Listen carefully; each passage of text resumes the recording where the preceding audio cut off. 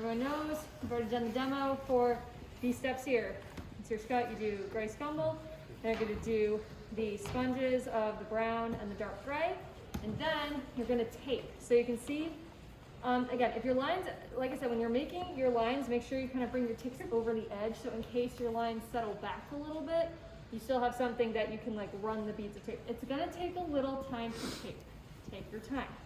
This tape also, I would recommend, you know, when you put it down, just be careful how you store and how you store it against each other, because this tape likes to lift a lot, especially before you put the scumble down. You might come back and be like, oh my gosh, but as you can see, it actually does a pretty darn good job. So you'll run out again, sort of how we did the layout. I'd recommend running your long horizontals, and then for the verticals, couple ways you can do it. I tend to do the whole thing, and then I come back through with a utility knife and just little score and rip them off. And if you can kind of place the little pieces so we waste less tape, great. If it's taking like an extra 3 hours of your life, just say screw it and just go through and go ahead and waste the tape. So just take your time, tape it up, tape it well, and also make sure you burn it, especially if you tape and then you come back to it. Really make sure that those guys are down, okay? So that's taping. Then we're gonna do our favorite, the scumble. So 2-color scumble, nice and easy. Just don't have to be too picky with it. If you can kind of keep a directionality if you want, but this is pretty much like go through, and it can actually be pretty strokey, pretty patchy, because bricks have a lot of texture. So having a lot of texture underneath is not a bad thing. You've got a brown, you've got a pink. Also, fun fact, you will also be mixing these. This is the last on this project that you'll be mixing, but these are both a 3-color mix. So just keep that in the back of your mind, is that you will be mixing your scumbles. But after that, I've mixed everything else for you, and there are a lot of steps, so you're welcome. Anyway, but basically, you know, just exactly like you've been doing.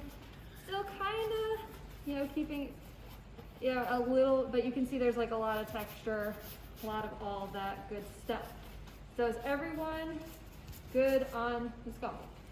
Perfect. All right. So next we have our sponge, and it's kind of, it's almost like a sponge scumble. So we have 2 colors, and again, these are already all mixed up for you. You do not need a lot of these. These are going to stretch a lot. So make sure they're a little stirred. You just pour. I'd recommend pouring a little bit off in trays. You'll see why in a minute. Oops, and we will also be cleaning off the table. Oopsies. Put drop cloth down, everyone. That's a good idea. So, got these lovely 2 colors. Just need a little bit of each. And then you're going to have 2 sponges in hand. And just make sure they can be damp. They don't have to be wet, wet. And you're going to cut. So I'll put this up here so you can see. So you're going to come in with your sponge, get a little on the sponge, and then kind of like tap it off. Again, having them in a tray is going to really help.